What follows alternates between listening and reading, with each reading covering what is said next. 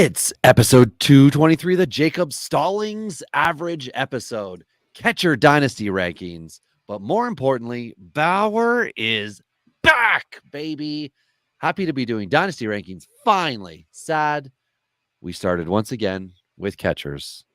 It's time for dingers. This is Dingers, way more than fantasy baseball. We keep it real when we talk and knock it straight out the park. Let's see the stats, what's the average draft position? What kind of plays you making? Check the wins above replacement, check the lineups and the points. This I gotta see, what's your path to victory? Are they aiming for a dynasty? Get points going head to head, please don't do me no favors. We're always watching waivers, ain't no minor league, this is major, yeah. Dingers, let's go.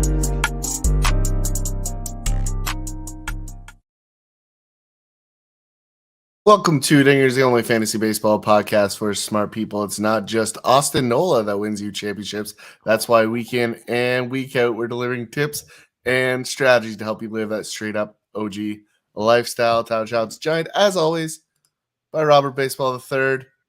What's happening, Robbie? Nothing. I got the richest jersey in sports right now, the New York Mets. Well, it's the hoodie, but yeah, I'm sporting that because they are like the Phillies in the True Test League. They don't know when to stop spending. There you go. That's a joke for 29 other people. But yeah, I'm good. Ty, we were just talking about the that's exactly the same though as the Correa signing. Though it's a joke for 29 other people. Right? Yeah, no, that's a good point. And yeah, and we said on the last podcast, we were like, we don't like to talk about rumors and things like that. But then we also mentioned Correa like it was a done deal. Reason was, everyone, there was a press conference scheduled. So I was like, it's okay to put this in hot news. She's a done deal. We delay the podcast release. Everything's going to be fine. Okay, well, when we get to hot news, there's a correction coming if you didn't already know. I got to imagine that the discussion in the Giants front office is like, guys, we have no other good players. Why are we spending all this money? Like, no. Someone's like, wait a second, isn't our best prospect a shortstop? Yeah, like, and isn't the league minimum $720,000? Like, we could save a lot of money if we don't sign Correa. And then someone's like, sign 39 the doctor. We could sign 39 Evan Longorias. The doctor's like, I'll make this happen, fellas. You give me a physical, I'll make this happen. But anyway, yeah, I mean, we've got Snowmageddon possibly coming. So, but also for everybody listening, hey, Dynasty Rankings, this is good. We love this time of year. It also means it's like holidays, depending on your, life. Well, I think Robbie, this is a good one to plug the YouTube channel or watching one of the live streams on Twitter. If you get in here, you can ask questions live. Like if you catch the night we're streaming it, get in here, ask your questions in real time. We'd be happy to have them. So as we get into it, on the Twitter, you can find us at Dingers Pod. If you're not already following, make sure you give that a follow, at Robbie Baseball 1 and myself at Tourney Boss. A great way to connect this time of year, talk trades, tell you what's really smart, what's really stupid. We've helped many people make mediocre improvements in their league. So we're happy to continue to do that. I think, speaking of mediocre improvements, we're talking catchers tonight, and that needs a big helping hand. So let's get to that. A long time ago, someone decided to put stuff in glass bottles. In some of these bottles, they put juice or milk, and that was stupid. Today, only alcohol and a few other products remain in the containers from the gods. It's time for beers and bourbon, because good advice only comes in a bottle.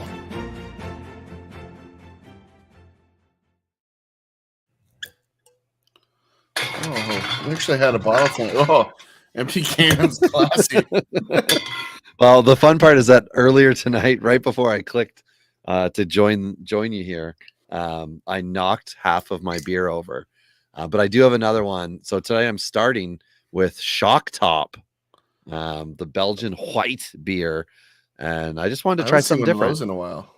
Yeah, I feel like they had like a little moment in the sun, and everyone's like, "Oh, you put a slice of orange in it," and then it just went away because they had like the really cool advertisements, right? The orange mohawk was their deal. I can't keep getting reflection. Anyway, That but that's that what all I'm that having. beer cans just took me back to a place where I used to play like circuit curling a little bit, like in certain clubs around the province.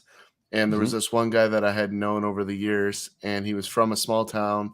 I won't name the town just to keep him out of trouble because his story is not great. But it's one of those ones. He would walk out of the curling club with his beer, and he would flip it into the back of his truck and drive home. But he literally had the entire flatbed of his truck was beer bottles. And I was like, what do you do with that? And he's like, I just sweep it out. Right.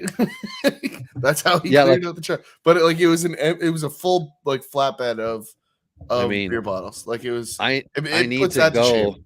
Yeah. Well, if it's a truck bed, for sure, it puts it shame. Yeah. I need to go to the beer or do a run here, and empty you do have the this out because perfect there's a truck bag. for it. Absolutely. And I have been ordering so many. Oh, thanks you for bringing it up, Ty. I have been ordering so many truck parts. Tomorrow, because it's a snow day at work already. It's very exciting.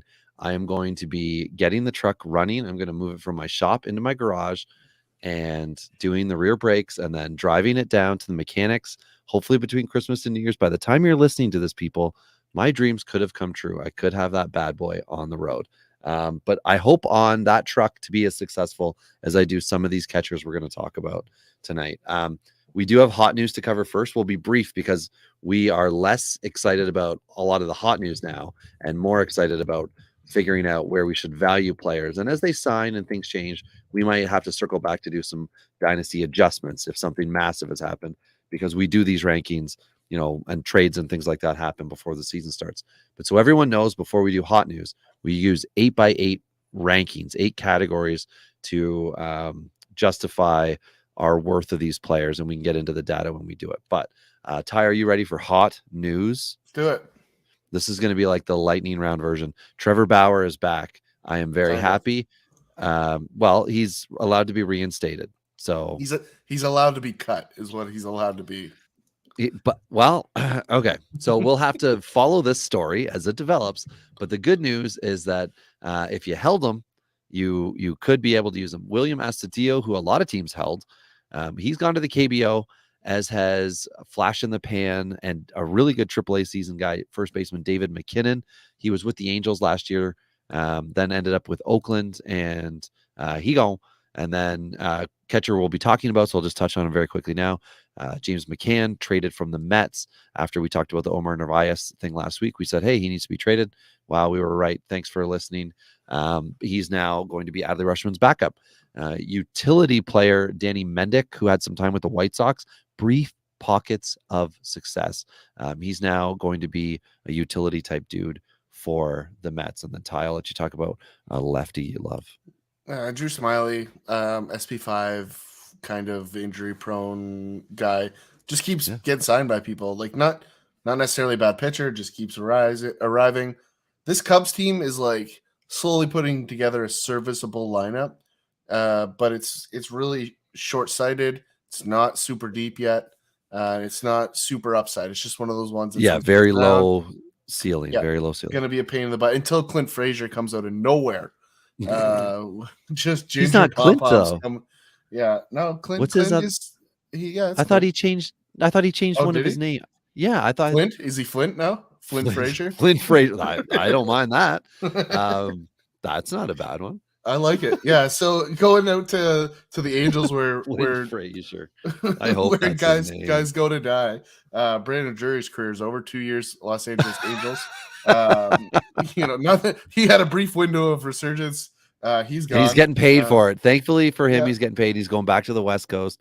He was a Diamondbacks farmhand coming up, and let's see if he can, click for 120 games this year. That's right. Good Jake luck. Lamb, also Angels on a minor league deal. Apparently their AAA team needs to hit righties. So Jake Lamb's going to be down there doing that.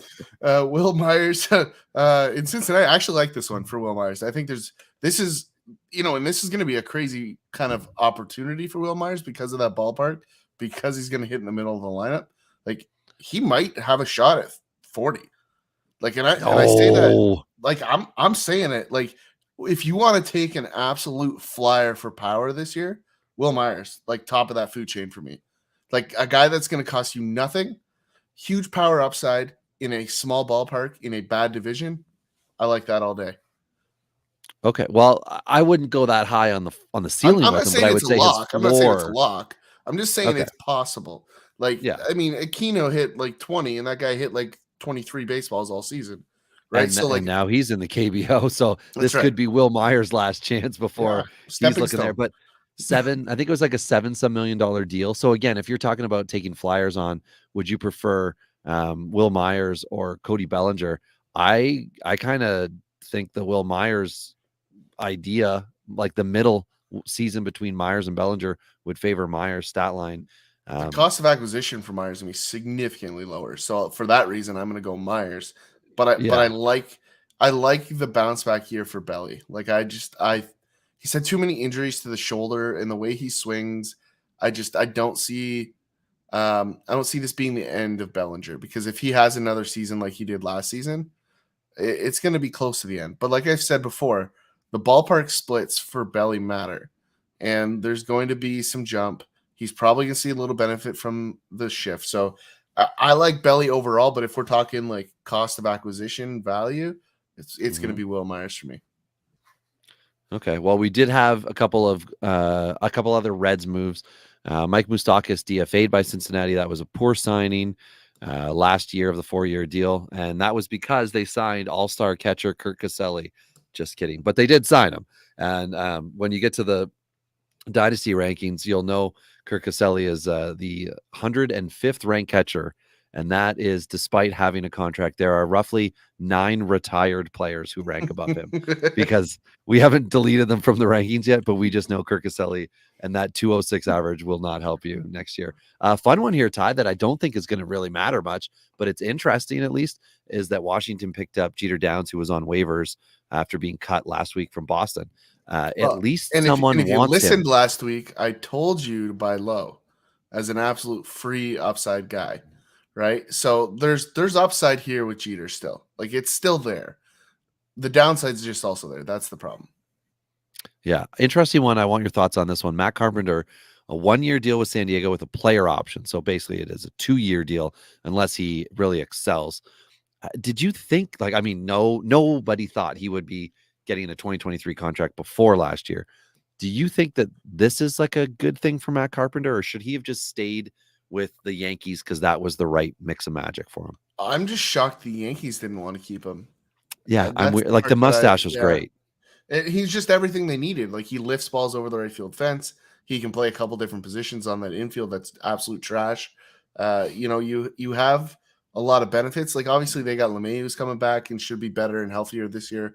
That will help that infield. But at the same time, they've got the kids coming. So like they're probably making the assumption they're going to have 2 other mouths to feed on that infield, and Carpenter probably out. So I think this probably was a scenario where the Yankees like, listen, we'll do 1. And he's like, hey, I got 2 over here. I'm going to take it. Right. Right. The player option got the deal done. Yeah. And like, he's got 1 more year of life, right? Like, to go to San Diego, but think about the infield, to go to San Diego with the infield. Like, where do you play? You've got Cronenworth, you've got Kim, you've got potentially Tatis after, you've got Bogarts, Machado, like not peripheral guys, like locked in. I guess Kim would be the one that he's going to be fighting for playing time against. Well, and Kim could probably play left field too. Yeah, I don't know. I can't remember off the top of my head what that outfield is like out there, but I know it drops off in San Diego. So yeah, that might be the move. Left field probably could work. I mean, Seth Lugo, but he's a legit. Sorry. What? No, go ahead. We'll talk about Kim another night. He's a legit shortstop. He's just a good defensive player. Except he so can't to throw him in left field field's a waste. But he will this year. He'll hit more than Will Myers. Keep telling. He's not hitting 40 home runs, that's for sure. Seth Lugo also with San Diego. This is an interesting upside one, like a little bit of risk here for San Diego, but you know what? They've done a really good job the last couple of years of having really terrible names in their bullpen, and bullpen being reasonably okay.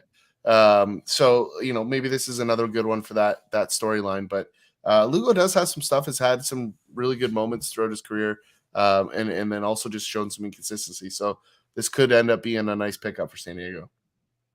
Yeah, I agree on that one. You got the other guy? Schrock. Yeah, I'm sending that one to you because I don't care about this guy. Oh, well, Schrock's just like a peripheral guy who once upon a time was hanging out on Dynasty minor league rosters, but he signed a minor league deal was Santiago. So, I mean, put that guy on the back burner of your back burners. So, and a much better one is catcher Pedro Severino, the Cheetah, signed last year with Milwaukee, was supposed to make an impact. 8 games in, boom, popped. And that was the end of his season.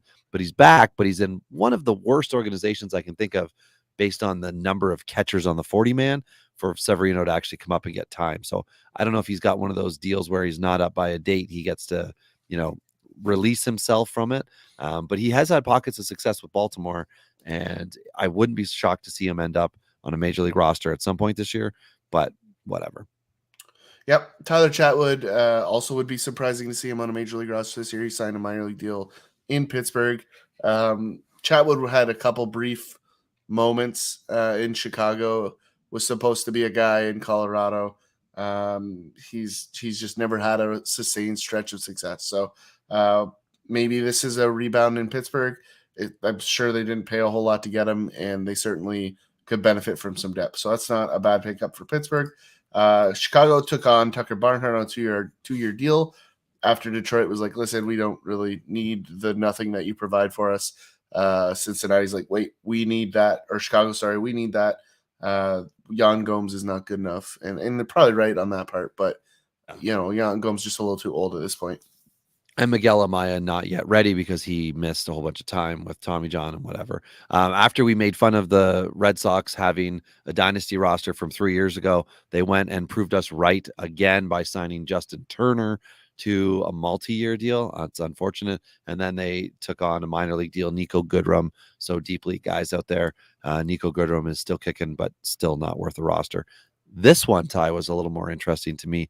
We get into the teams that are at 40-man on their rosters, they sign a guy, so they have to DFA a guy. And Zach Logue was DFA'd. He was part of the thank you, Matt Chapman deal last year with Atlanta. He came over, got some time. None of it was good in the show or in AAA. With Oakland. With Oakland, sorry. Yes, but he was originally from Atlanta. And that's because Atlanta signed Drew Richinski. Okay, time out. We need to just rewind here. Okay, Zach Logue was traded from Toronto to Oakland in the Matt Chapman trade. Drew Richinski, I have no idea where he came from. Sorry. He is now in Oakland. Sorry, you just said Atlanta a lot there. Yeah. Oh, so I got confused with Atlanta because I was thinking of the Olsen Matt trade. Olson, and I apologize. So Zach Logue was part of the 4 guys that came from Toronto to Oakland, and then Logue got time last year. And this is a really interesting one. Like, Logue had some reasonable numbers in the upper minors. Like, this is not, a guy that's nothing. Like, where I could really see him because he's got one of those arm angles. Like, this might be a Tampa Bay pickup. I could just see them picking him up and turning him into some magic because he had some really good success in the upper minors. Like, he was a 3.67 at AAA in the J system before they moved him. Now, he was 1.47 in his low A season, 3.15, 4.04. Like, these are decent enough numbers as he moved through the system. And, there's enough 144 strikeouts and 112 innings in 2021. So, that's a good ratio. That gets her done. So there's something here. Oakland clearly doesn't see that or doesn't care. And this is an interesting one for me. Yeah, I'm not sure for Chinsky. He must have been in the KBO because he hasn't been in MLB since 2018, and he's 34 right-hander. So anyway, one that hurt my feelings a little bit was Bly Madras getting DFA'd by Detroit after we talked a little bit about him a couple of weeks ago, saying there's an outside shot here that he could have like some decent time for some guy named Mario Feliciano. So, but one that I think hurts you, Ty, is Houston re-signing Michael Brantley. I know you really want him as a J, but the next one's going to hurt you even more. No, Lewin Diaz is going for the full card bingo. He's trying to get DFA'd by everybody at this point. You know what? It's really interesting because like Lewin Diaz was a top tier prospect, and there was a bat here, and there's clearly still some interest because people keep take him. Yeah. So really interesting that no one has tried to pass him through. Well, they are, right? They're trying. They keep trying, but then somebody else is like, well, I'll take a chance on him. So they just need him to be off the 40-man. One team will get him off the 40-man at some point in time. But the reason that he's been DFA'd by Baltimore is that Michael Givens was signed, and this is a legitimate closer option now in Baltimore. And I don't mean legitimate in the sense of like dominant or anything. Just here's in a safe hold league. Absolutely, you got to have Michael Givens for next year. Even if Baltimore's like a 70-win team, he's got a chance to have 25 plus safe holds. It's a matter of what they're going to do and how they're going to allocate their arms. Michael Givens has bounced around a lot. And if Baltimore's not in it, the one thing we know for sure, because I think it's 3 straight years, Michael Givens will get traded at the deadline to a contender. Well, and I'm going to take this one off your hands because I know this one hurts you. Does. You wanted so bad for Brian O'Grady to be good for many years in many leagues. He smashes at AAA, and he's gone to the KBO. And I wish him well, and I hope he gets paid because guys like that, they should. And I'm going to skip ahead a couple guys to Eric Fetty, who also signed in the KBO. Eric Fetty was far more legitimate of a major leaguer than Brian O'Grady ever got to be. But good for Eric Fetty going, getting paid, and also probably knowing he's just going to be with one team for the whole year, which is, I'm sure, part of it. Absolutely. And then Diego Castillo came from the Yankees, correct? Is that where he came from? I'm not sure if that's where it was, but he was absolute 100% flash in the pan last April, May with the Pirates. Started hot, I think. That's right. I thought he came over in the Clay Holmes trade. No, that was 1-for-1 with Hoy Park. And if you wanted to talk more about Hoy Park, I'm willing to do that. But I don't really have anything to say today because he's in Atlanta. But no, Castillo, anyway, you right. Figure that out. Castillo was in that trade. I was right. No, he wasn't. I thought it was 1-for-1. No, Castillo and Hoy Park. Okay. Yeah. All right. So Connor Joe also in Pittsburgh. Like your whole fantasy roster is just aggregating in Pittsburgh, which is really a bad sign here. But I like the move for Connor Joe because he just got benched towards the end of last year. He wasn't getting regular playing time after he started fine, and he clearly needs it because he dropped off. So depending on the plan with Connor Joe, which I'm assuming is going to be left field DH first base like it was in Colorado, he could get some playing time, but I don't know what we can realistically expect from him this year. But he's far less of a Colorado guy, or sorry, he's more of a Colorado guy I'm interested in, former Colorado guy, than the next one. Yeah, Garrett Hampson will be interesting in Miami. I don't really know if there's a position open for him outside of center field that, everyone's going to think, well, there's no infield spots, but you know what? Center field could be a spot we see Garrett Hampson in Miami, and that's an interesting pickup by the Marlins. Just a minor league deal too, right? Like he didn't get a major league deal out of this. And I think he's like a 214 career MLB hitter. So something to prove, right? Like this to has something to prove. And that transitions us out of those guys to other guys with something to prove for sure. So catchers, in past years, we've raced through this. I think our record is 8 minutes to do the big board for catchers. That was a few years back when there was no catchers. It was hot garbage. And there was absolutely nothing in the pipe. That's shifted. We have some absolute rock stars at the catcher position in the pipeline. Now, we've talked about this many, many times. Before we get into it, there are catchers that are prospect, heavy. We've seen Adley come up. We're talking about Francisco Alvarez this year. But remember, a lot of the times these guys don't always make it. Right? Just because they can hit doesn't mean they can play catcher at the major league level. And if they can't, most of them aren't good enough hitters to play a different position. So that's a really important thing to remember.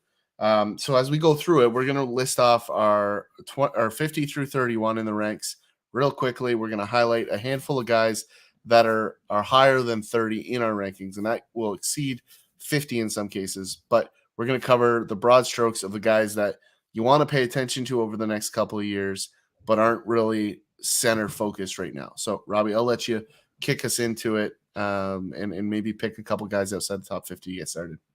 Yeah, well, I already mentioned it before, but I'll just refresh everyone's memory. Kirk Caselli is the 105th ranked catcher for us in Dynasty. And just to give everybody an idea of who's ahead of him, Matt Wieters is still ahead of him, Buster Posey, Jonathan Lucroy, Russell Martin, Jason Castro, Chance Cisco, who I think is healthy, living somewhere, I don't know where, and Wilson Ramos all ahead of him.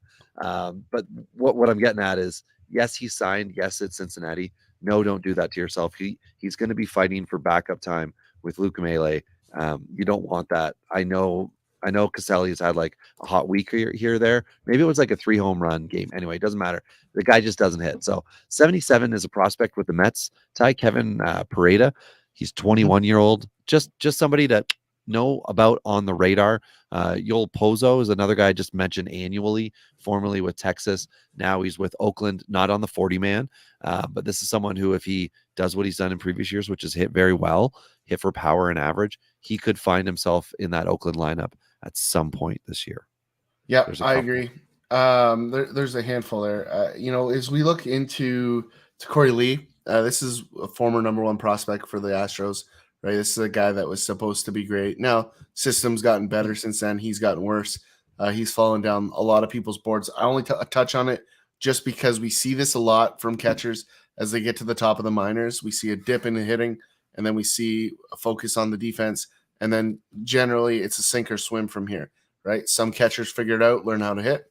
You look at a guy like Danny Jansen, who ripped up the upper minors on the offensive side, got to the pros, stunk it up big time, and now is coming out the other side with a little bit of upside on the hit stick. So, Corey Lee could theoretically still become that guy, but we're certainly waving a little bit of as he goes off into the distance at this point. So jumping ahead, Harry Ford, also a guy that's, a high-level prospect hype guy in Seattle.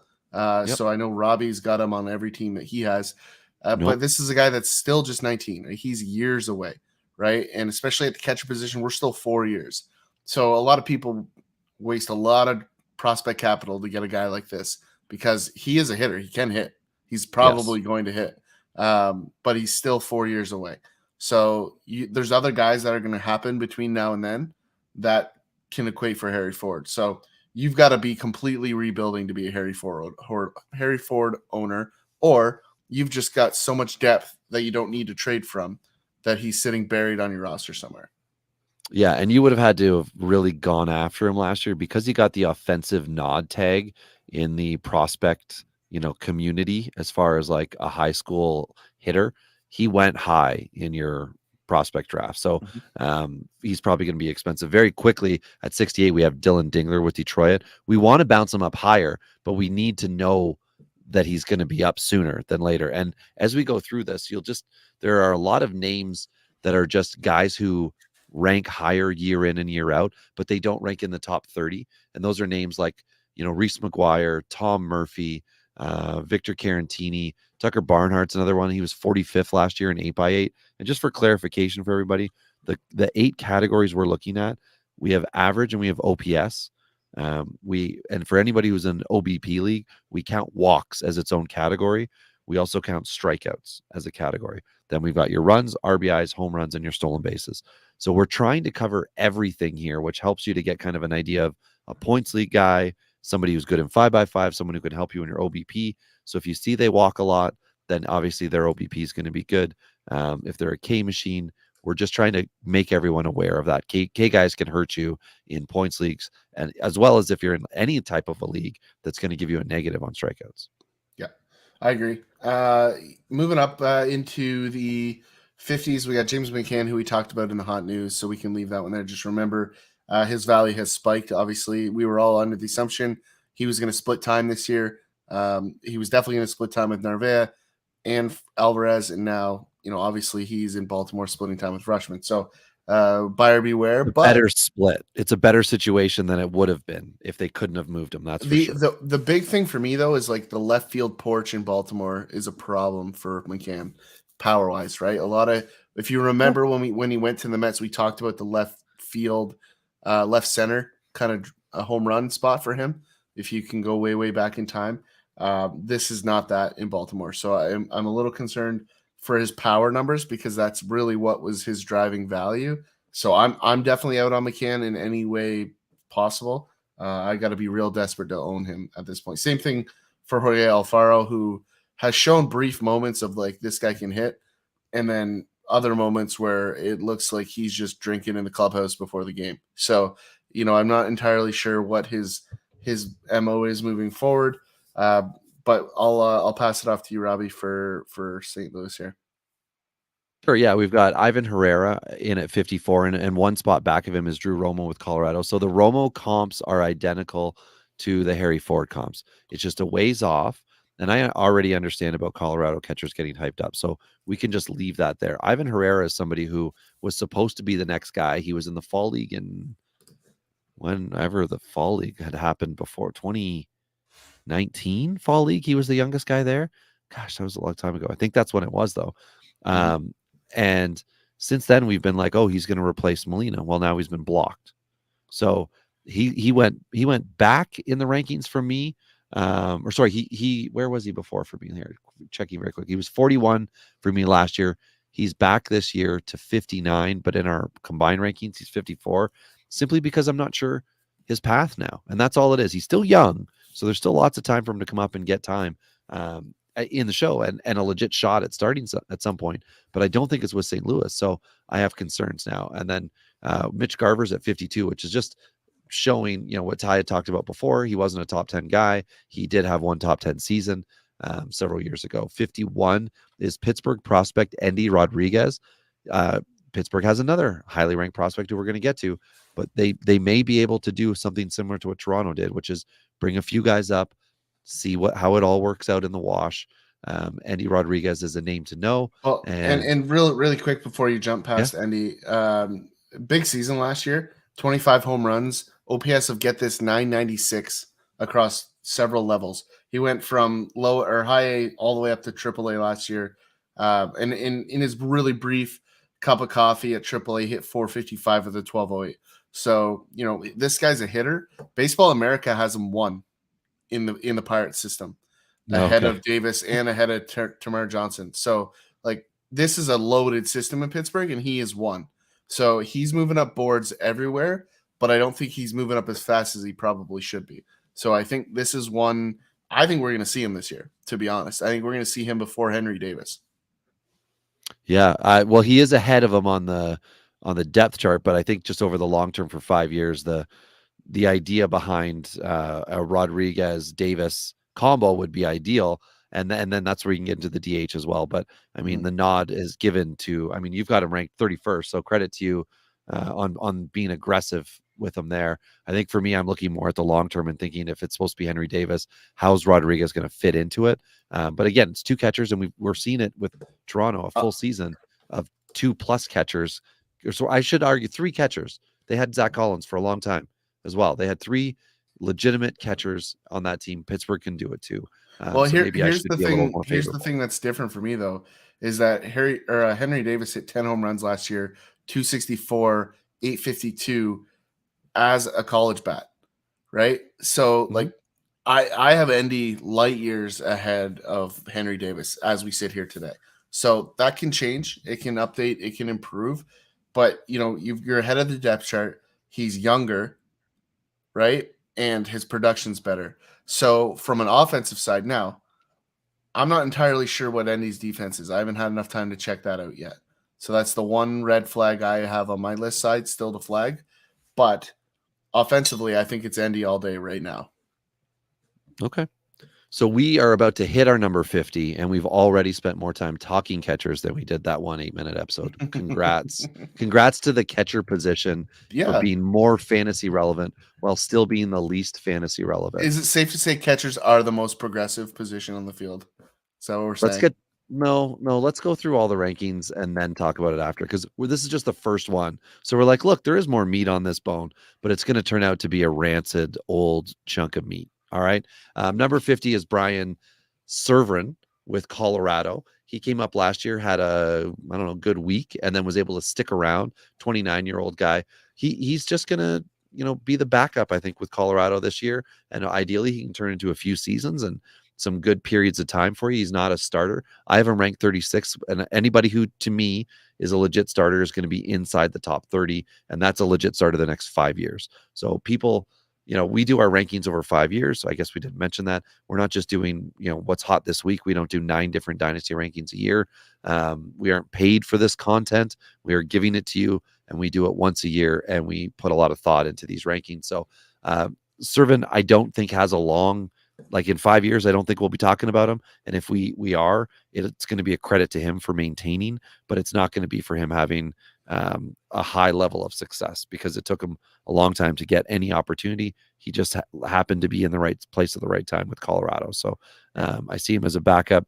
Francisco Mejia, Ty, do we need to talk much about Mejia? Like, I just think it's just an opportunity thing. Like, I just think there's not a ton of issues going to stop him from getting some at bats in Tampa Bay. So I think by default, okay, he's gonna have a reasonable amount of value at the catcher position.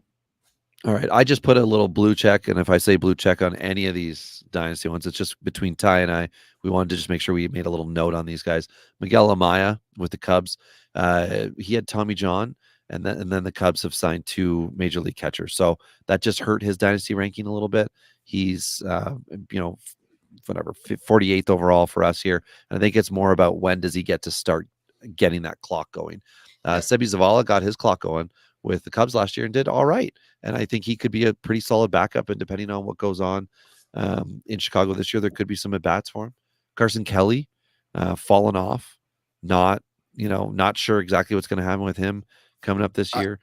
There was a him a little more. Well, there was a hand injury last year. Like, offensively, you're always going to fall off a little bit. Now, he's still, to me, not a catcher of the future. He's still not a building block, which is what Arizona should be looking for. They don't currently have that, which is why all you've heard is Toronto, Arizona trade rumors, because they have left-handed outfielders, which Toronto's looking for. And, Arizona appears on paper to a lot of observers to need a catcher. So Carson Kelly's the reason that for that, because this was a big part of the Paul Goldschmidt trade once upon a time. And 2019 was his peak year, right? He had 18 home runs, 245 average, 826 OPS, and we are waiting for that to return. We haven't had anything close. 2021, he had a 754 OPS, but only 13 dingers, 240 average, and then a dip last year. So, like you said, a hand injury, but career high at bats for him, Ty, 317 last year with an injury. That's right. Yep, I'm not in on that. And similar to the next guy, and I'll hand it to you, but it's Nick, not my forte, in Miami. So so Fortes is like a start-stop guy, and he's in the right environment in Miami. And what I mean by start-stop is that you don't really want to pencil him in for much, but then he'll just end up coming in and being pretty solid. So last year at AAA, 257 average, not a home run guy, but knocked it around. What did he have? 105 at bats there, 217 with Miami. Finished his year with 12 dingers overall between the two, and somewhere around a 240-ish average, something like that. And then an OPS north of 700. So backup catcher to Jacob Stallings, who had a 223 average, because that's the episode number we're on. So I know that. But this is somebody who could just find himself kicking around. He's also, how many years old is he? 25. So he's on the 26. Sorry, he'll play this year at 26. So he's on the younger side and should be able to earn some at bats. And that's all there is to it. He's not an asset. He's a depth piece in your dynasty. Unlike the next guy, Diego Cartilla with the Dodgers. He's what, 2 years away from being 2 years away? Yep, pretty much. It seems like every catcher prospect that's ever come through the Dodgers system, except for Will Smith. So it'll be interesting to see where he plays out here. He was the 23rd ranked prospect by Baseball America last year. So, I mean, there's some upside to a statement like that. We were seeing some consistency over the last couple of years in A and high A. Yeah, where he played last year? My Great Lakes Loons. That's where he played last year. That's right. 22 home runs last year. OPS of 892. So that's solid. He had a 1023 in the previous season. So, the powers here, the upsides here, the hit tool, we'll want to see improve over the next couple tiers in the minors. But there's room here. There's upside here. There's a reason he's ranked 23. So a guy to watch, no questions. Yeah, Ryan Jeffers is with Minnesota. He's up next at 43 for us. He's now going to be the backup. They have signed a legitimate offensive catcher in Vasquez, so I gave him a big bump back. PJ Higgins was absolute flash in the pan last year with the Cubbies down the stretch. I know he got picked up in several dynasty leagues, and your 2 catcher leagues, NFBC fans will be like, PJ Higgins, for president. But again, Chicago now has 2 legit MLB catchers, meaning Higgins' best shot is DH first base, and that's going to get crowded because Matt Mervis is there, Matt Mervis in theory will be there, who is yet to get a major league at bat, but he'll be knocking on the door if he doesn't start the year there. And Alfonso Rivas is the other guy. So even though the Cubs don't have like a legit, unless you're going to say Mervis is the legit one, they don't have a legit first base DH type. Higgins is going to have to earn any time he gets, so he's going to have to be good. I'm banking that he's going to be all right, and hopefully he can get 300 plus at bats next year. But he's got to pop, because he could drop off. He could be off the 40 man if it doesn't click, because he's not a young rookie here. This is a 29-year-old guy. Yeah, Tyler Soderstrom's an interesting one in Oakland. Absolutely tore it up last season. He was at 3 levels, high A all the way up through triple. The season line is pretty solid, 267 with an 825 OPS, slugged 500, 29 bombs, 105 ribbies. So solid numbers. He's certainly going to put some pressure on the incumbent, which is Shea Langeliers right now, who also has a nice little hit tool. I mean, we're starting to see this trend across multiple organizations now with the dual catcher scenario, offensively and defensively. So I think this is like, we've seen this in hockey, Rob, like you've seen the 2 goalie tandem. Very successful. Yep. And we're starting to see that split time. Kawhi Leonard in basketball made it famous with the whatever he calls his rest time, load management, right? So we're starting to see some me days. They're me days. Me days. Yeah. That's a better idea. But you know what? Soderstrom is looks like the better hitter of the 2 at the moment, but he's still not all the way to the full cup of coffee at AAA to really say he's ready. But I think because he's Oakland, like, we still might not see him till September, because Oakland is Oakland. That said, I think if you can get your hands on him this season, I think he's the guy to own between the 2 of them. Jumping ahead, Soderstrom's at 41. Another guy that we've liked since the minute we saw that like 4-piece suit that he had or whatever. Draft day, baby. Yeah, absolutely. Austin Wells set everybody on notice. He's a New York Yankee. He's moving up the system. He's just 22. This is a guy that I think is the future backstop. We could still see him this year, right? Like that's they moved him a lot last year, right? 3 levels last year, finished at AA, but I don't know that we're going to see, like, I certainly could, but I just don't know that we're going to see him that quick. It depends what they do. There are some names above, like Kyle Higgyosha is blocking. Who's the other guy? He's not blocking anyone. He's blocking 0 people. Okay, sorry. He's there. So is Jose Trevino, and there is someone who I am forgetting that came over in the trade. Ben Rovert. Thank you. The guy that came from Minnesota. Yeah. So there's 3 potential blockers. And again, Higgyosha, not a blocker, but he's on the club, so they'd have to cut him to do it, which could be the only reason. And that's why he is where he is. That's why he's not a top 25 dynasty guy for us. Austin Wells is 24, not 22. Sorry. So like we're gonna see these guys. Like Sigler and Wells are gonna be the guys. Rovert is gonna be the guy. Like, you can't honestly think the Yankees, who have aspirations of competing, really want to roll out Jose Trevino and Higashioka. Like, I'm sorry. Like, they're both okay guys. Trevino had some huge hits for the Yankees last year, but overall wasn't that good. Like, his high, serviceable as the 18th ranked catcher last year. Just so we're clear. I'm not entirely sure that's accurate. It absolutely is, because I did it myself, and I made sure I have it ordered just for everyone to know. I have the players ranked based on how they finished in 8x8 last year, and outside of PJ Higgins and Ryan Jeffers both being ranked 41st, which I think was maybe because of position eligibility. But Trevino was shockingly high, 673.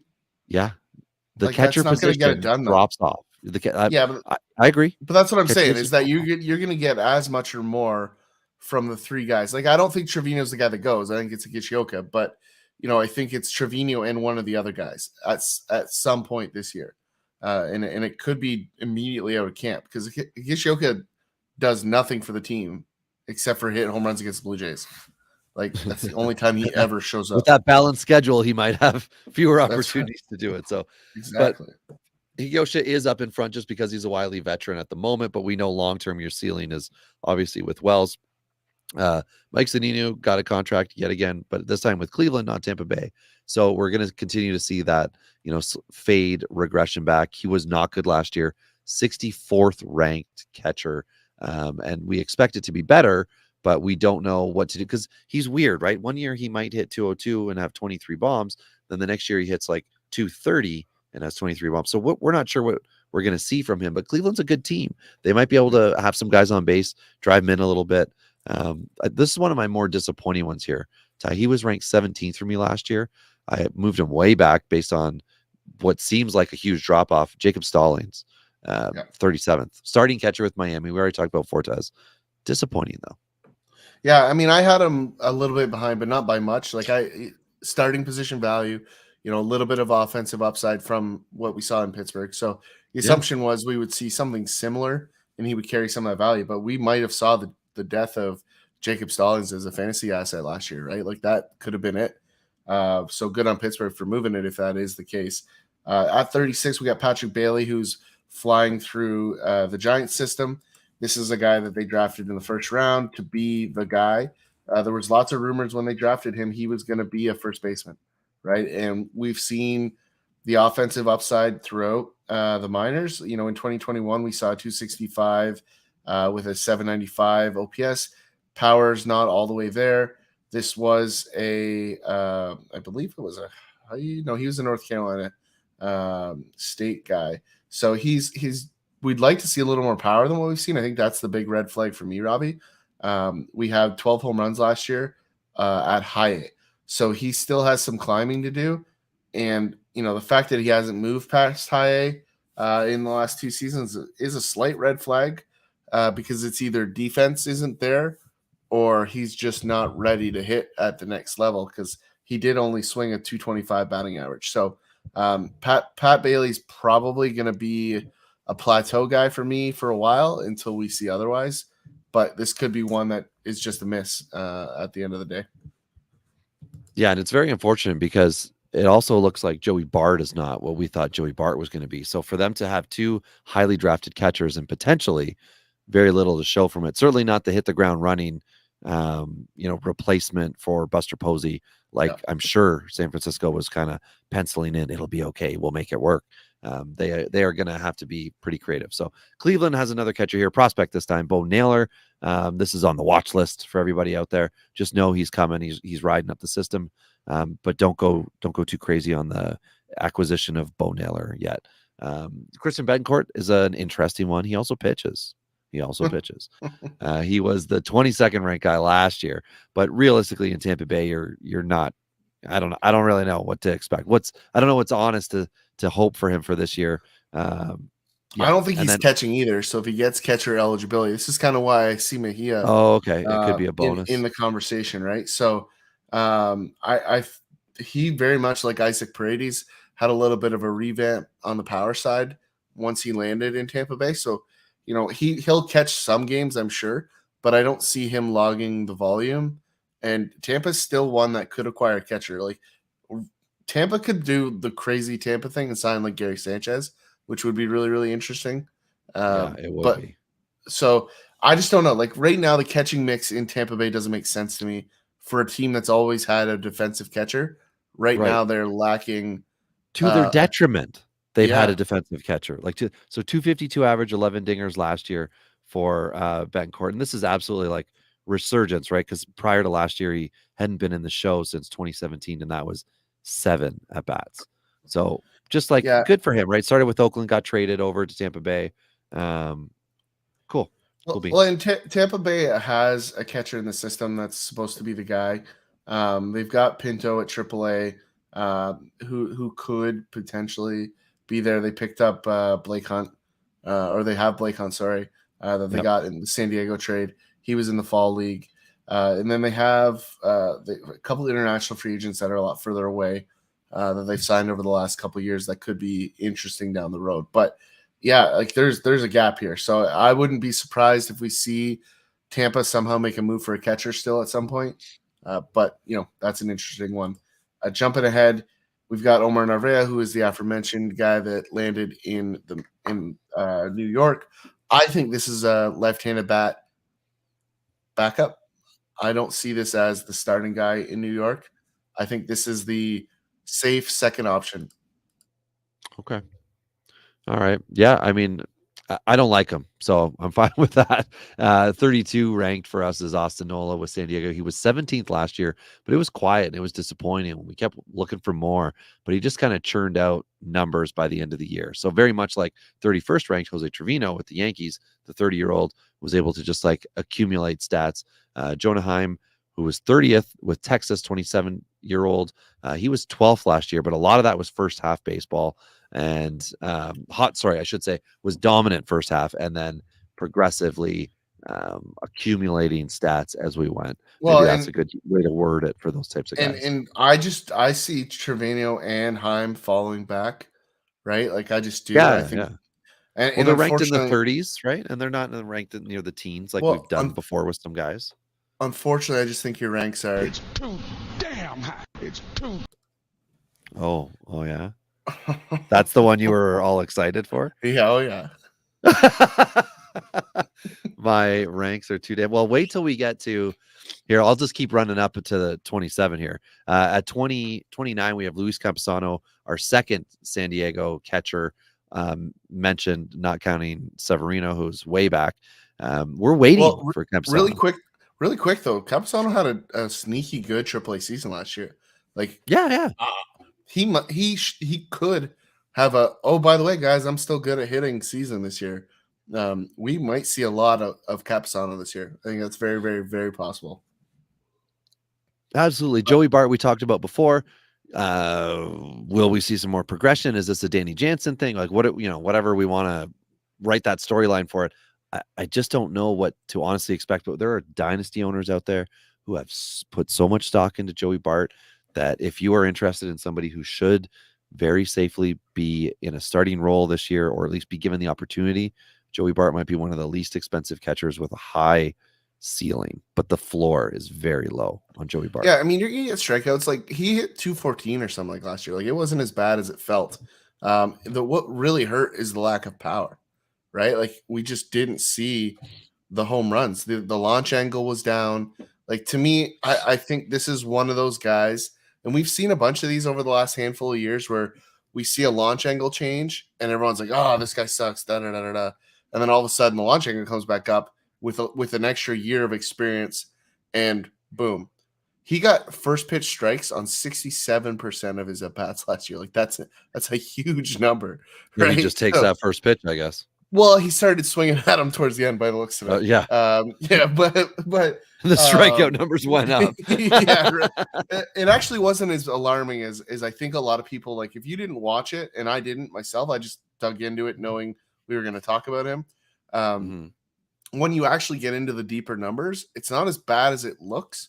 So like I see him as a guy that could surprise. Like I'm not ready to say he's a team post hype guy yet because he still scares the living hell out of me. But it's a lot of risk. I will say he's on the watch list for team post type. So that's I'm at least he's in the minor league post type, if you will. So does that mean that you really want to watch his spring training stats? I'm absolutely going to watch him hit some win-aided home runs. Yeah, cannot wait. Well, before we talk about 27, I need to quickly just do something that I've got to do. So if you want to do maybe 26, maybe even 25, while I just get myself ready. Yeah, and so we talked about Henry Davis as well while Rob gets a window beer. Henry Davis is a first-round pick. We talked about that before. I'm concerned with him that he fell behind Endy in the depth chart. I have him back further at 34. I still think first-round talent is going to get favored. It always does. So that's why I have him ahead of Endy right now. But I do like Endy better. Like it's a conflicting ranking for me because I like Endy better, but the logic says Henry Davis can get extra playing time. So as a result, that is kind of where I think it is kind of where we go. So ahead of him is at 25 is Eric Haas, who had very reasonable numbers last year. Like Eric Haas has had a sneaky season and probably ruined Tucker Barnhart in Detroit like single-handedly, right? So I mean that's a guy that I don't think anybody expected to cause any problems for anyone anywhere, and here he is Steel and Time. He had some very reasonable power numbers. I'm just trying to pull him up to review them, but for whatever reason, he doesn't exist in Baseball Reference, which is Eric Haas? Yeah. I'll have you know, Ty, I had to go get a window beer. I thought that this Leatherman had a bottle opener, but it really needs help. I'm struggling. I've got a Stella here, but when I went and looked out the window, you know what was happening? A police officer had pulled somebody over. So I recorded it very quickly that I'll put on Twitter because I thought that was very interesting. That is fun. Just looked out the windows and grabbed my window beer here. Stella Artois. The stop sign? Well, I don't know if that's what it was or if it's just somebody who was hauling ass in the 60 zone, trying to get home. Or a guy that has a truck bed full of beers. yeah, maybe. So I went from my Belgian shock top to my Belgian Stella Artois just to keep it classy. Nice. So this is the most money I have spent on beer in a long time. I bought a case of beer, like mixed case, 4 6-packs. Cost me $66 tonight. Gross. Yeah, gross. Absolutely. But you know what is worth the investment? Do you have your Eric Haas numbers? I do. Yep. Investing in Eric Haas. Yeah, 254, 748 OPS. Like, for those of you that like to get looped into weird stats like OPS plus, 115, so above league average, which we like to see. You got that WRC plus handy? I don't, and I don't care. Because like the only thing I can think of is like my remote control RC, right? Take off some sweet jumps.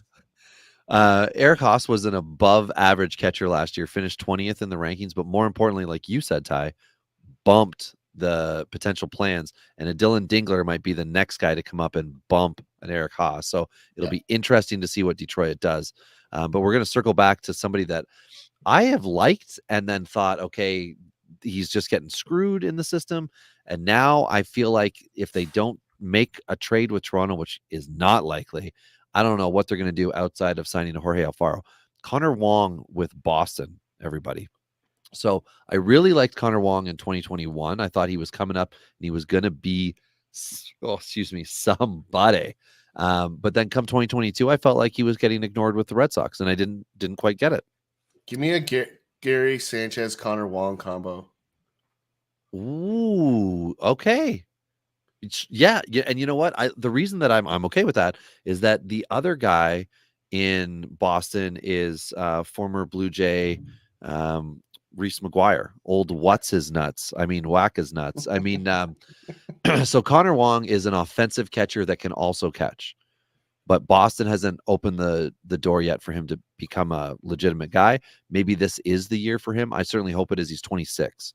So it's kind of like a, now or we don't really like him in Dynasty because we're not going to get a lot of run with him here. But I just think for everybody out there who's curious, if you want to think of a ceiling for him, I think he could be a top 20 guy because he's able to hit. And it's up to Boston to have the lineup that's ahead of him, all those old guys be on base so that he can drive him in, and there's RBI potential with him. So somebody who we hoped on for years and years and years and never got it, but then eventually did, but it's like too late, but he's still been good. But now I think he's toast, is 24 ranked Travis d'Arnaud with Atlanta. He'll play this year, I think, at 34 for the whole year, but he was the 10th ranked catcher last year. It's just that he's super blocked now. So it's going to be some catching, some DH, mix and I'm match. not gonna lie, of all the guys on the list, I struggled the most to rank him because he's 34, because he's still good, because he's been injured. Like he's not actually 34, right? Like his body has been beat up, but he didn't play as a result of that. Yeah, but the problem is he's a catcher. His knees are probably 34, right? But his muscles around the knees are probably like 27, right? Or they've been replaced. Yeah, but I mean, it didn't go well for Josh Donaldson, so let's assume he's on a similar track, right? I wanted to rank him higher than I did. Like I put him 21, and I wanted to put him higher on the offensive side, but I couldn't put him any higher. I couldn't justify it. So when I got down to getting my ranking, so he was 32nd for me.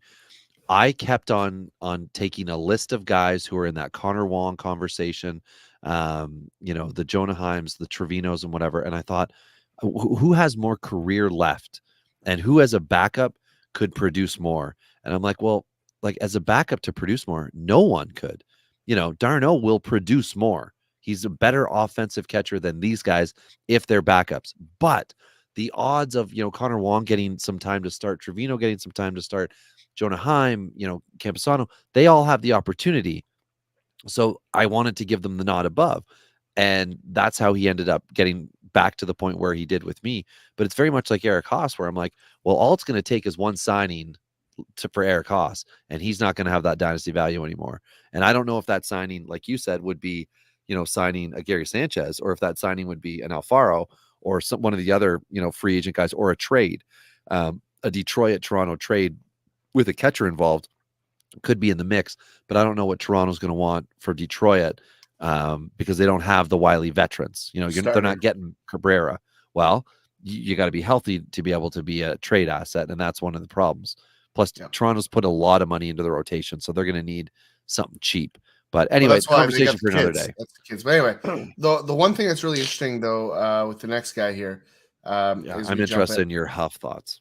Yeah, I mean, I've liked Huff forever. I think he's a sleeper in almost every format right now, as a guy that is closer to team post type, but just doesn't have the clear path to playing time yet. So right, okay, he was a guy that was number 2 ranked in their system, right? Like he was a guy.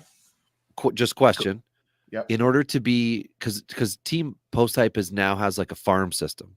That's what you're okay. Yeah.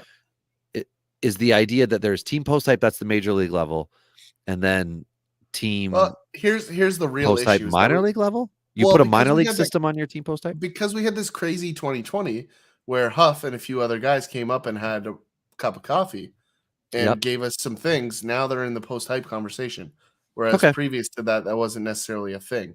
So now that's normally valid. you would have to have a couple years of disappearance after, but because we've got this crazy window here, we're gonna massage it a little bit. But I mean, for me, Huff's just a guy that's not even on anybody's radar. Like I very easily could see Mitch Garver DFA'd before the end of this offseason, right? You've got Heim, you've got Huff, who's ready. Who else do they have?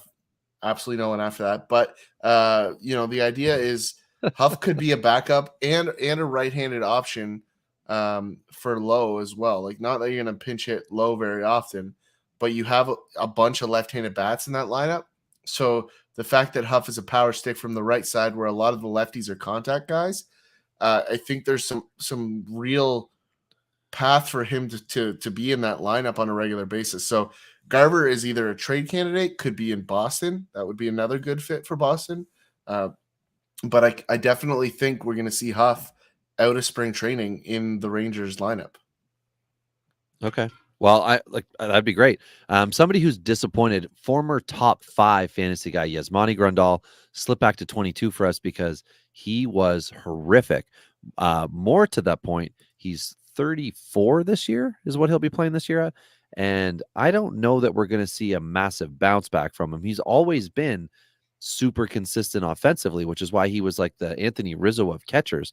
You just put him in and you got results. Well, I mean, when it falls off with some of these guys, it falls off hard. And that's one of the reasons where Sebi Zavala could also come up and take some time away from him. Well, the one thing that I found interesting is the splits. Like against the lefties, he still hit 257 with a 774 OPS last year, Robbie. So definitely interesting. In the second half, he did kind of get back closer to career numbers, but still not quite all the way. Just 154 at bats in the second half last year, hit 221. The on-base percentage was a touch lower than the career marks. And by a touch, I mean quite a bit. Like OBP was 309. Like that's something that he's always hung on to, was the on-base percentage. So that's a huge dip. The OPS was just 614. So I actually think there is a bounce back here, Robbie, but not like, this is going to be an all-star guy, because there's 2 really important factors. He was hurt, and so was every other player on the Chicago White Sox. So no protection, old, hurt. Okay. Like, it's just not a good formula. So if it wasn't for all of those factors, I would have ranked him a lot further back. Like if he was for sure out to pasture, I don't see him there yet. I just think his game. We both ranked him in the 20s. Yeah, we like. Sorry, we both ranked him in the 20s, but I think that has more to do with the fact that we do a 5-year ranking. So whereas there are prospects who are ranked in the 50s, who we're not sure if they're going to be up in 2 years or 3.5. We know Grandal's up today, so it's a matter of, is he going to give us 3 years of good production, or do we have maybe 2 years left of hoping that he's going to continue to be in that loaded lineup? Yeah. So just to be fair, now 21 is a yet to appear in the show prospect who it appears to be the starting catcher for his team, which says a lot. It's Logan O'Hoppe, who came over in a trade from Philly last year for a couple dudes who, it doesn't matter. That's what we're talking about tonight. But 22-year-old O'Hoppe is going to, I guess, be ahead of on the depth chart Chad Wallach, Matty Theus, as well as Max Stassi. So it's really probably going to be Stassi. And if they do decide to start Logan O'Hoppe this year, I guess he'll play this year at 23. It's going to be interesting. The guy can hit. It's a matter of where they're going to fit him in, and that rotation. Are they going to continue with a 5-man? You know, it's looking like Ohtani, Anderson, Sandoval, Suarez, Detmers right now. Are they going to throw some more guys into this? Tucker Davidson's a possibility. We talked about other guys for another day, but I don't know how well of a receiving catcher O'Hoppe is. And I'm very interested, but there's also the possibility of, you know, one of these free agent guys coming to town too and bumping him back to AAA if it's on a 1-year deal.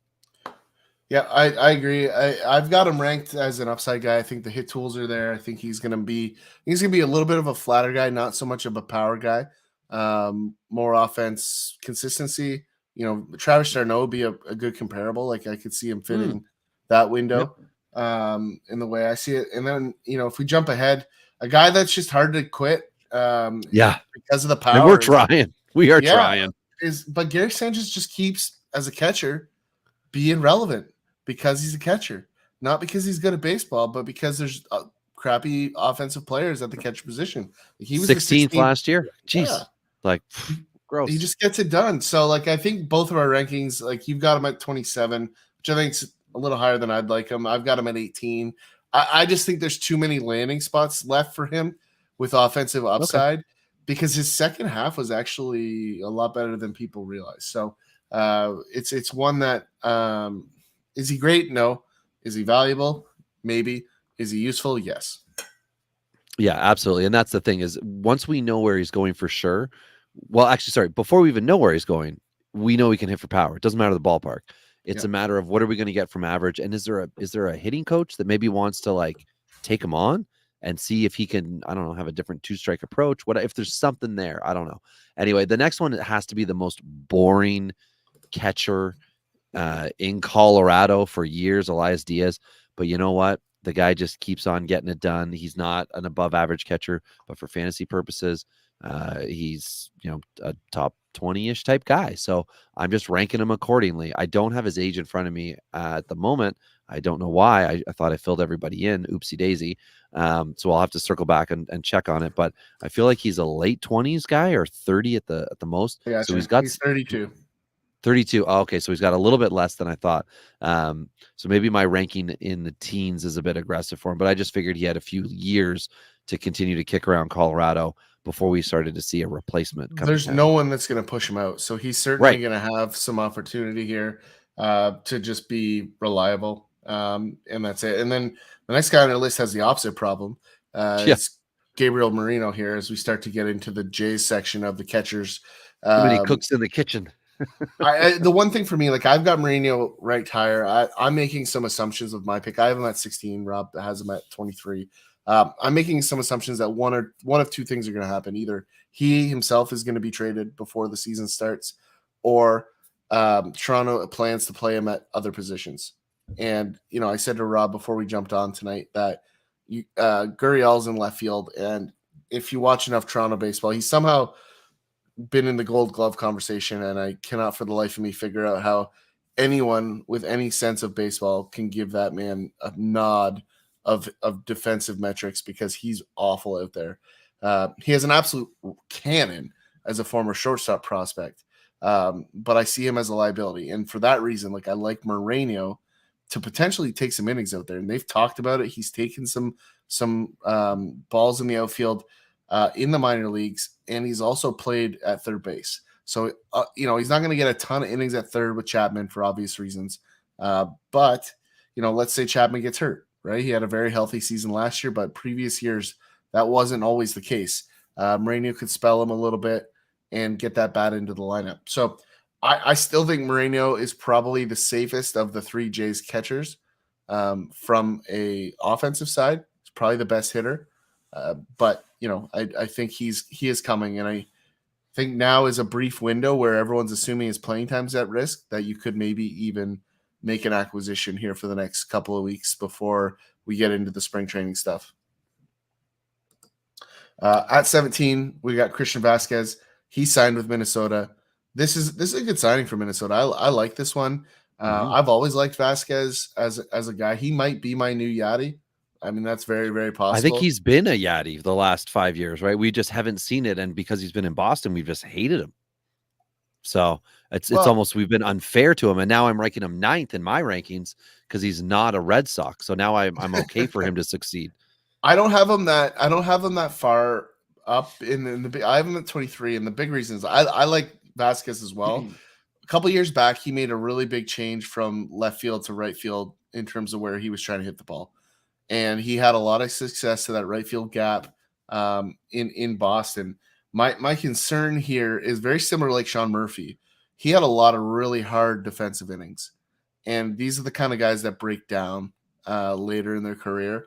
So I'm just concerned with the age at 32. The big ballpark in Minnesota hurts him a little bit. So I think between those couple of factors, I just have him back. It doesn't mean that I'm afraid to buy him. I just think when we're talking a 5-year ranking, I have him just a little bit further back for those reasons. All right. And somebody who's on the opposite end, on the young side, 25-year-old Shea Langeliers, looks like the deck has been cleared in Oakland for him to walk in and take that starting job in the spring. And I mean, ideally he does it. We both have him ranked in the teens, and we like the idea. We want to see it come to fruition. We want to see that wily veteran backup catcher not get in the way, but help him to be good. And yeah, that's that. I think. Yeah, I think he's just a safe catcher, like very similar to the guy we have 2 spots ahead. I think that's a great comparable. I agree with that. Between Shea and the next one, that guy that I'm talking about is Sal Perez, who hit 50 home runs 2 years ago, right? Like, it was an absolute monster season. Had some injuries last year. This is a guy that can still hit. He's going to hit, and we need to give him some respect because he's Sal Perez. So he's ranked here at 15 for us. He probably is still a top 10 catcher in every format. But, we're talking 5 years. There's some concerns that are going to start to creep in. He is 33. He is a large human. So what I'm really looking for this year is him to slide to first base. That's what I want to see. It doesn't have to be all the time. I just want to see some games at first. I want to see the DH games.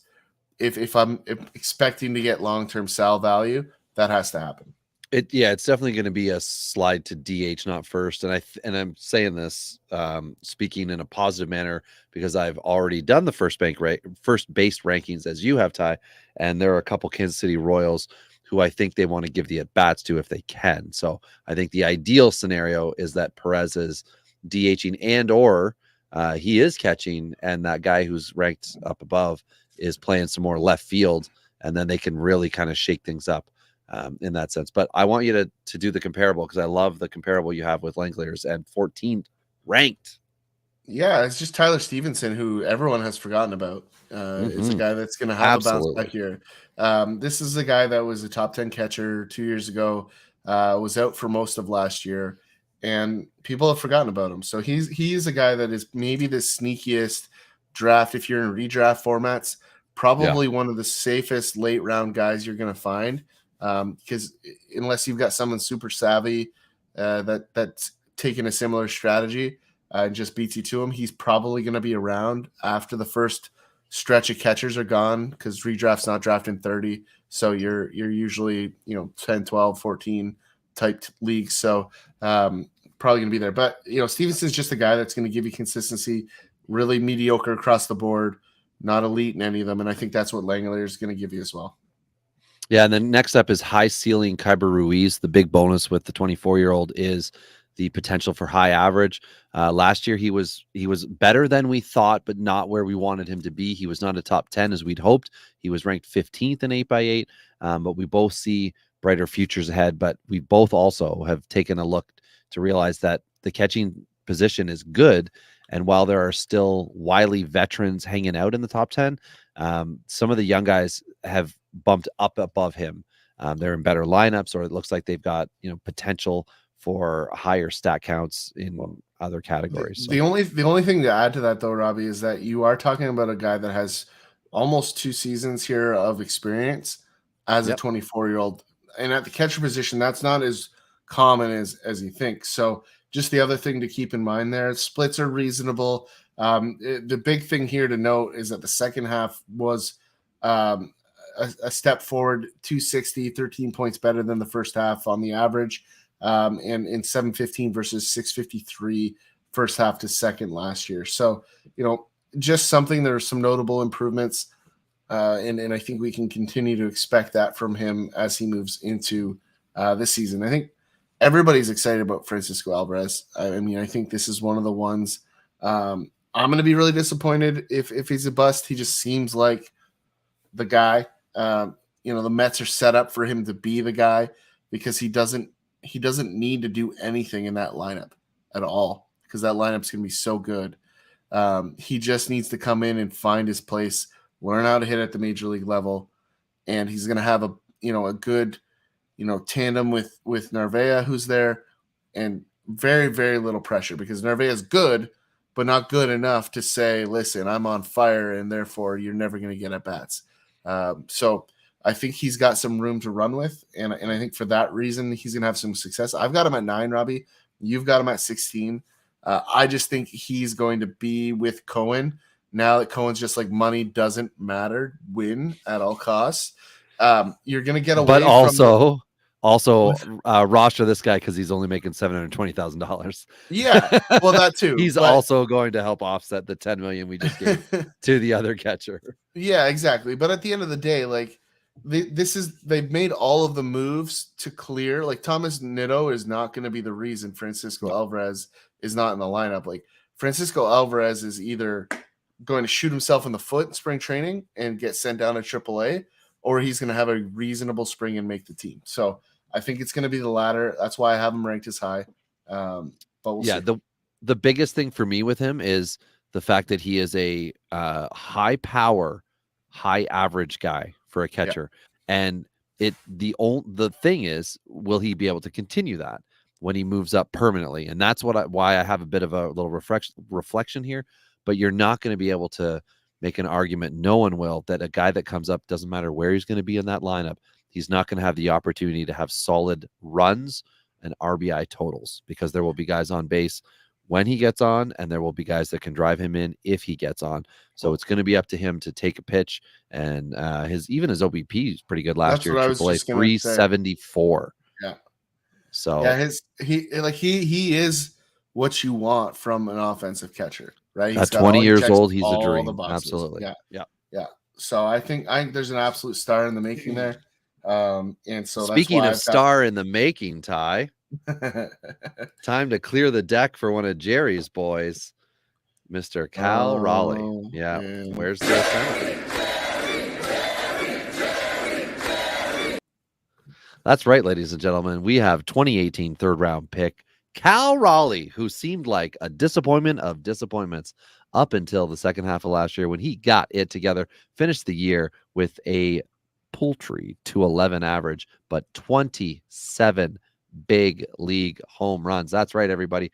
We are excited to see him come back this year and dominate.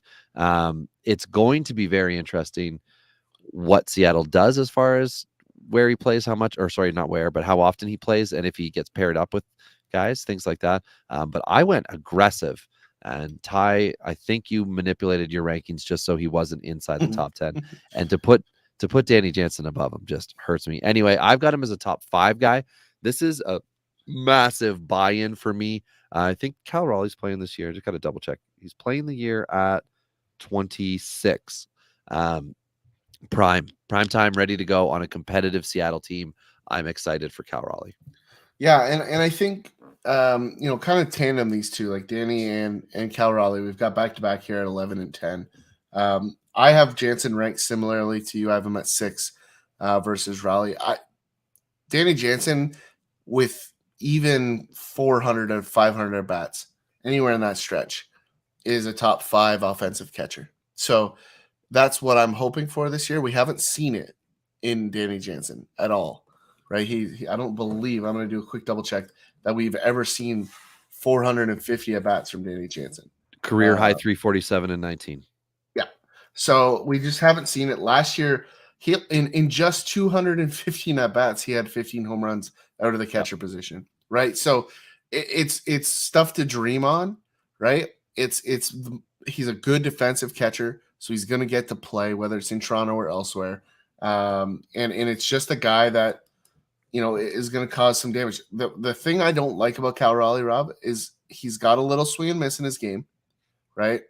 He's got huge power, which is phenomenal. Yeah. But the defense isn't great. And that's the big concern for me, is how many at-bats is he going to lose to the defense? And, it's something that he's worked with the coaches, and they've talked about it a lot to improve on that. But that's the big concern I have. And it's not as if Cooper Hummel is going to come in and take his at-bats. That's just not the reality. Best case scenario, Cooper Hummel is serviceable to be a catcher some of the time, but Tom Murphy has proven time and time again he's not going to be able to, like, as much as I like Tom Murphy, he's not going to be able to take away playing time in a significant way. But you're right, like, Cal Raleigh's got something to prove, 100% something to prove. To me, Danny Jansen's got something to prove outside of just being healthy. It's that he's not flashing in the pan. Cal Raleigh brings power.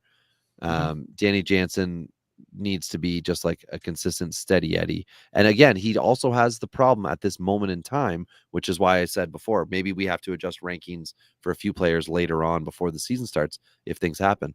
Because if one of the 3 Toronto catchers moves, and we still haven't mentioned one of them, if one of the 3 moves, that's going to affect the other 2, and that could really help those 2, or it could, depending on what the move is, could hurt them further. So, Cal Raleigh to me also finished last year with that crappy average as the 11th best catcher in 8x8, and a lot of that's because he was able to do one thing really well, and that was hit dingers. So that's the name of the podcast. We gotta love him. All right.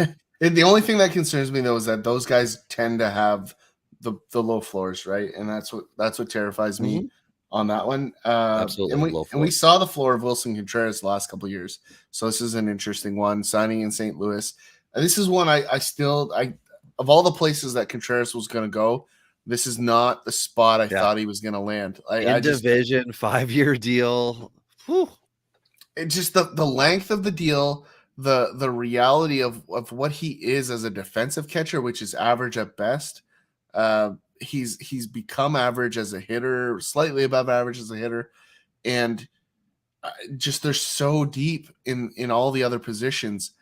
Like, they didn't need to go get a guy that is an offensive player at this position. Like, they had a defensive catcher coming, is ready, and I just don't. I would have built this differently, but don't get paid a lot of money to run these teams.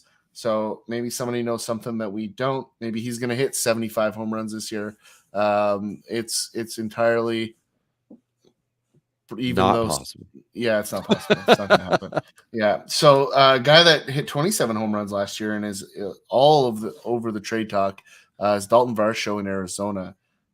Robbie, this is a guy that I've hated the ADP for too many years. Yes. So I've not touched him. Right, I just haven't touched him. He's went too early, too often. Dynasty value has been super high because of the catcher tag. Yeah, Varsho has been hard to roster if you didn't draft him once upon a time. Very hard to roster. Yeah, he's our number 8 guy. Yeah, I've got him 10. You've got him 6. Right, like, you like the power speed combo. You like the multi position. I'm sure. Is there anything else you like? Treating him as a primary catcher is great, and having the bonus of being able to move around if you crapshoot another guy, right? If you crapshoot a Jonah Heim and he works out, Sam Huff's doing well for you, Elias Diaz has a hot week, whatever. I love the fact that that Varsho could just go and start for you, like, in the outfield. So that's a huge bonus. Just also the fact that at this moment in time, There's no one in Arizona to take at bats away from him, whether he's catching or playing in the outfield or DHing or whatever they want to do. He just looks like a guy who's going to be a top 5 at bat catcher in 2023, 2024, 2025 until it changes. And the outlook for him at that point in time in 5 years, he's only going to be 30, 31. So this is prime Varsho, and I love it.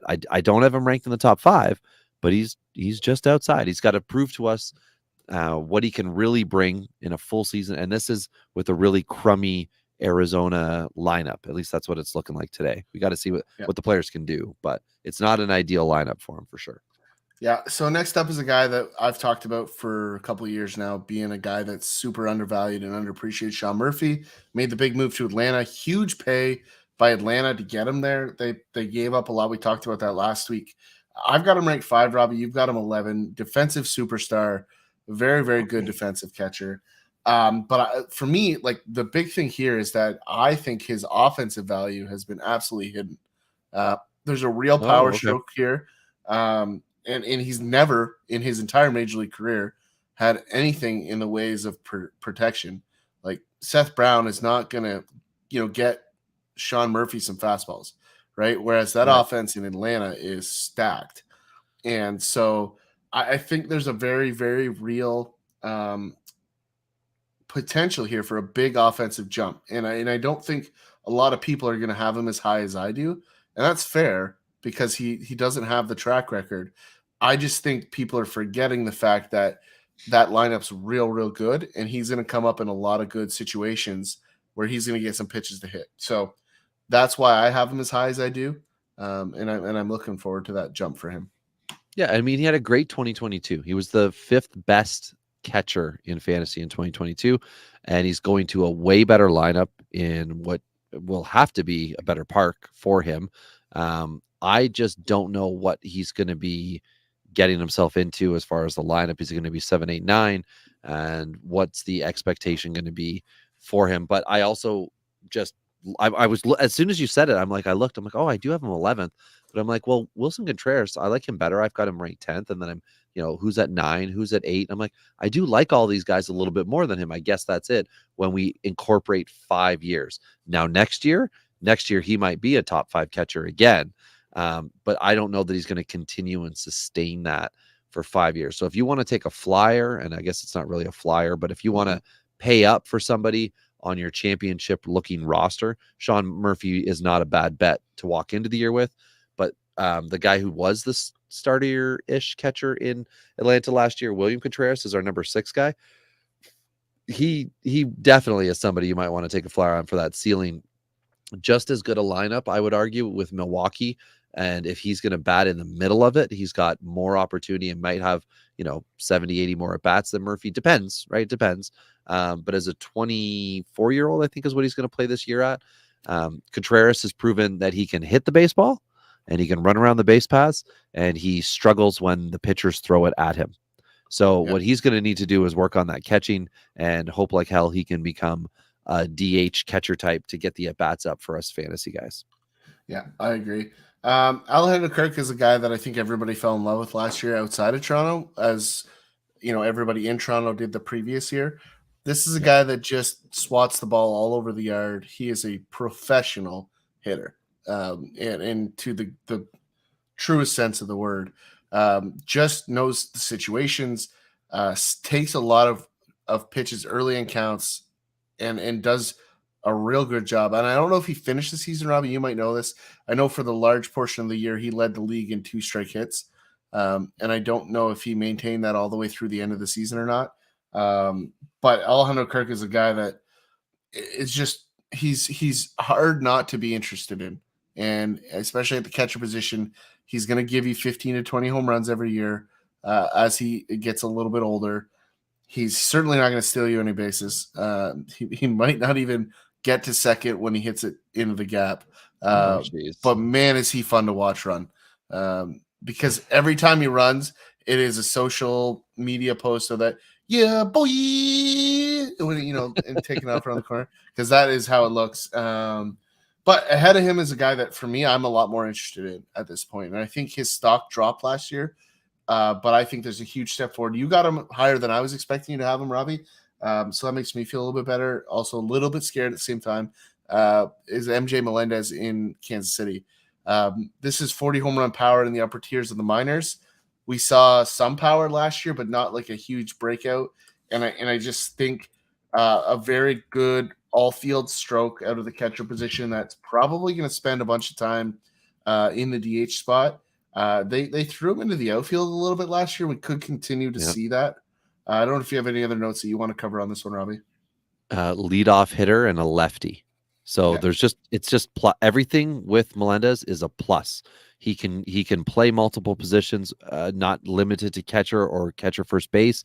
He can go to the outfield. He's going to lead off for you, which is a ton of at bats. I'm giving some heavy value to him being in the top third of that lineup in KC, and there's just good with him, right? There's good. I'm concerned he's not going to maintain that leadoff spot. Like you've got Bobby Witt, you've got, we could see Mondesi again this year, right? Like Mondesi could take that leadoff spot. It's absolutely back, right? possible. Yep. So like for me, a perfect scenario is Melendez hitting 3. That's what I want to see, because like you sandwich him between Bobby Witt and Sal. I like that, right? You keep your speed set up, right? You keep the lefty righty split going. You've got Vinny to back up that train. Like I like how that stacks up. The other option is you go Melendez 1 and you move Vinny into the 3. I just don't see a scenario where you're not splitting up those bats, because like their lineup is beautiful from a righty lefty split scenario. They've got 2 switch hitters that are going to start. They've got 3 lefties and 3 righties. Like it's gorgeous. Well, and if Michael Taylor, there's rumor of potential trade with Michael Taylor. So if Michael Taylor stays, then Nicky Lopez could be batting 7, 8, 9. And although he did not have the repeat season last year, he has been a high average guy, which can help to set the table, meaning that if Melendez is in that like 1-2 spot, he could have guys to drive in as well, which could help. And Olivares can still play center, right? Like you've got Prado could have a bounce back and play one of the corner spots. Like they've got a ton of options. This team's on the rise, assuming they can find some starting pitching innings, which they've grabbed a couple scrubs. We'll see if they can take that step forward on that front this year. Yeah, that would be cool. So now, Ty, we enter the top 3, and usually the top 3 is always like very same guys and whatever, but we do have an introduction, a new one in the top 3 who was not in it last year. And we're not going to get to him yet because we're going to number 3, which is JT Realmuto, who is just oops consistent, and he was the number 1 catcher last year. We both had him ranked at 3. We don't need to tell you. You already know, right? You got all category positive things with Realmuto, and Philly was great last year, and they loaded up, and it's just good things, right? It's boring to talk about because it's easy to talk about. So and in our incumbent number 1, Will Smith is sliding in at number 2 this year. Robbie has him ranked 1. I have him ranked 2. I'm not entirely sure how the average alphabetical changes. I bet. Yeah, I really don't know how it works or why it's different. If we see this again, we'll have to watch and see if it's alphabetical. Well, you messed it up because you changed the columns and you messed with all the spread. You do this all the time. No. I simply wanted to see because what we do, just so everyone knows, we continue to keep on a spreadsheet the rankings year after year. No, I understand that, but you messed up the average, so we can't figure out how. How did I mess up the average? Because you threw something into the way the average is calculated. You jammed your 22 in the middle of it. It's all good. It happens. Oh.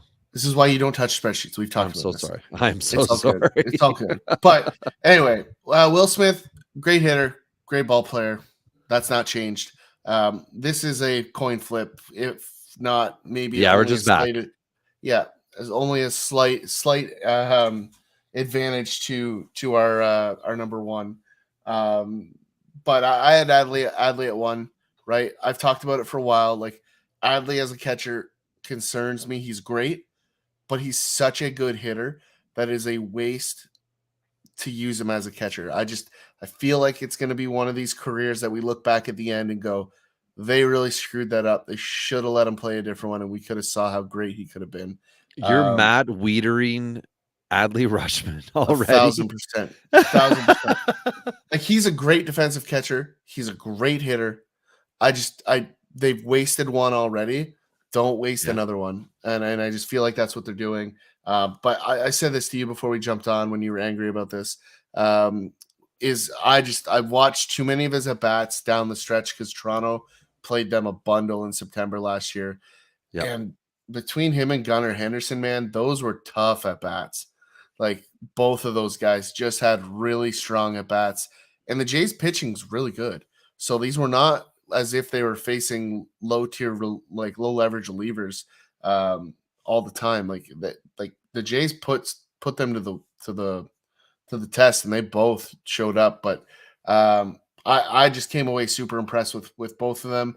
Adley was always moving up on this list. There was never a question about that. But that solidified me for number one. I think he's going to be the number one for the next decade. Wow, gosh, I hope not. So here's my question. Then we've wrapped it up. So we'll recap, but I want to ask you a question. Then I'll recap the top 10 to give you some time to think about it. Pick two guys that are outside the top 10 right now that you think could jump inside it next year and remain for multiple seasons after.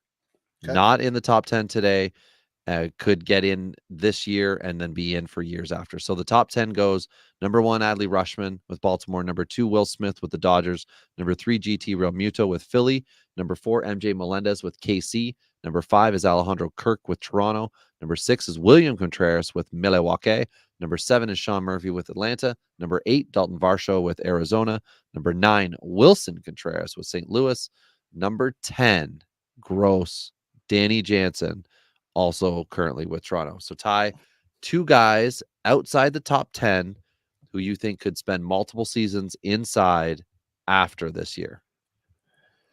I mean, Francisco Alvarez is an obvious one, so I'm not going to use him. I'm going to skip that one. Okay. But notable. Yep. He is obvious. Yep, that's an obvious one. For me, it's Gabriel Moreno. I think that's one that I think is going to be there. I think a lot of people outside of Toronto still don't know how good he is. I think they're just, similar to like the way we look at Henry Davis. Like, we know he's good, we know he's okay, but we haven't actually seen it physically with our own eyes, so we haven't made that assumption just yet. So that's a guy that's there. I mean, for me, I'm going to put two more guys into play as a tie. Soderstrom, who we talked about, I think is going to be a guy. They drafted him to be a guy.